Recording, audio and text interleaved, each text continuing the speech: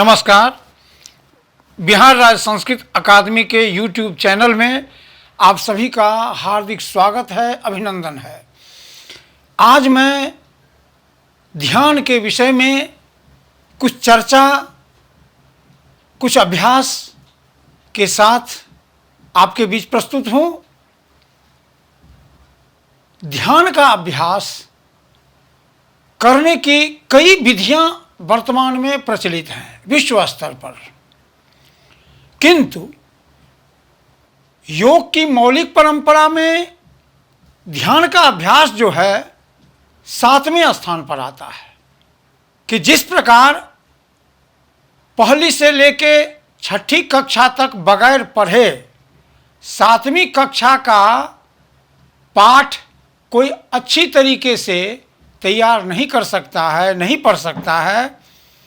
योग की वही मान्यता है कि जो यम नियम आसन प्राणायाम प्रत्याहार धारणा का अभ्यास नहीं किया है वह ध्यान का अभ्यास समुचित ढंग से नहीं कर सकता है। इसलिए आज मैं ध्यान का पूर्व अभ्यास बताने जा रहा हूं।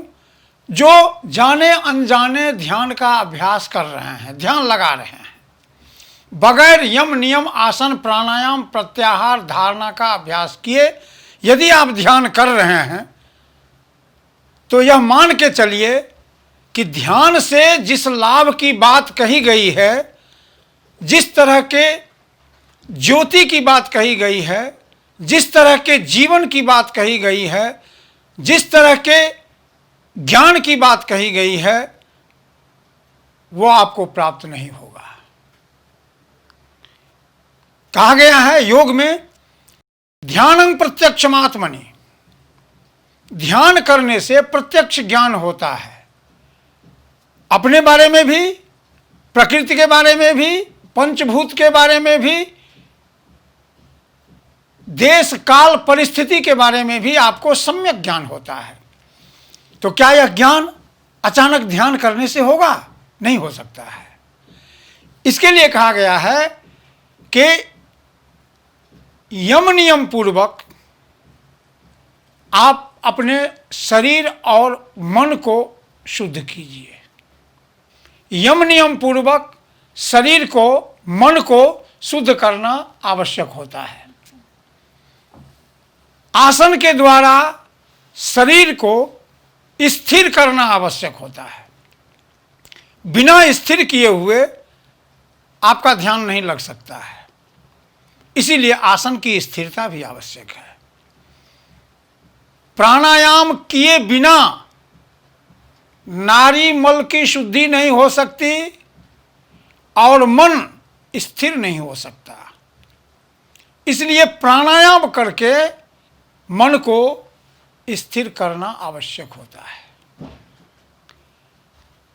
प्रत्याहार के बिना धैर्य धारण करके ध्यान में लीन होने के लिए अपने अपने विषयों में भटके हुए इंद्रियों को विषयों से समेटकर आत्म केंद्रित करना आवश्यक होता है।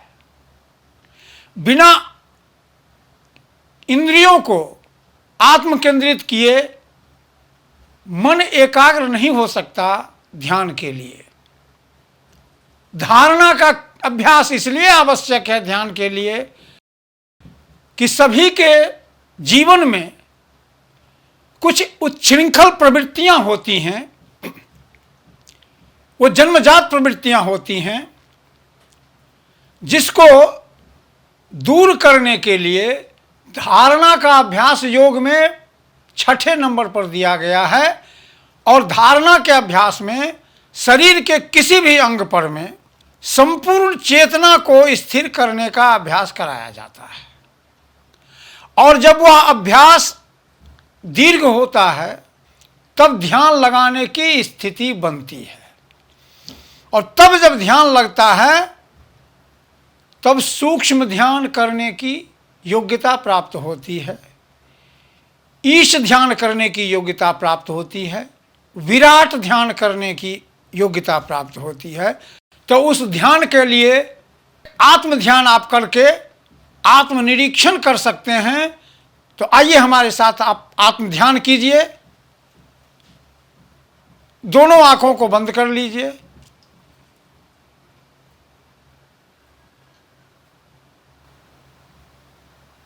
धीरे धीरे लंबी गहरी सांस भीतर जा रही है और धीरे धीरे लंबी गहरी प्रश्वास बाहर निकल रही है। ऐसी भावना कीजिए। भावना कीजिए कि मैं शरीर नहीं हूं, मैं प्राण स्वरूप आत्मा हूं जो इस शरीर को धारण किए हुए है।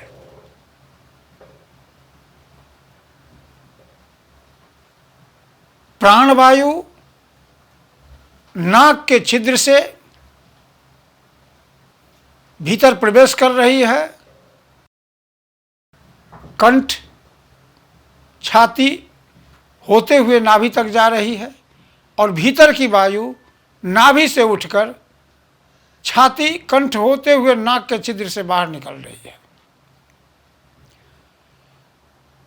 नाक के छिद्र से नाभि पर्यंत जो श्वास प्रश्वास की क्रिया चल रही है उस पर संपूर्ण चेतना को स्थिर कीजिए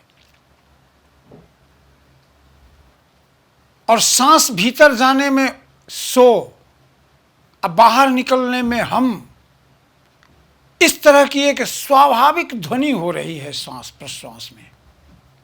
इसे महसूस करने की चेष्टा कीजिए।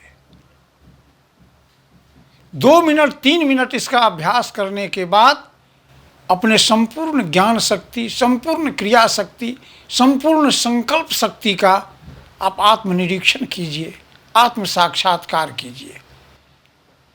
और जब ये अपने उम्र के अनुसार, अपनी योग्यता के अनुसार, अपनी अवस्था के अनुसार आपको स्वयं साक्षात्कार होगा कि हमारी ज्ञान, क्रिया और इच्छा शक्ति क्या है। और इसका आत्म साक्षात्कार करने पर अब स्वतः चेतना जागृत होती है कि हम यम नियम पूर्वक आसन, प्राणायाम, प्रत्याहार और धारणा का अभ्यास करते हुए किस प्रकार ध्यान की अवस्था में प्रवेश करें और उस परम तत्व को प्राप्त करें। तो ये मैं ध्यान का पूर्व अभ्यास आपको बताया। इस प्रकार से यदि आप ध्यान का पूर्व अभ्यास करते हैं, आत्म ध्यान का, तो आप यकीन मानिए कि आपको आत्म साक्षात्कार होगा कि हमारी आंख, हमारी अपनी स्थिति क्या है और मुझे किस स्थिति को प्राप्त करने के लिए कैसा अभ्यास करना चाहिए। नमस्कार।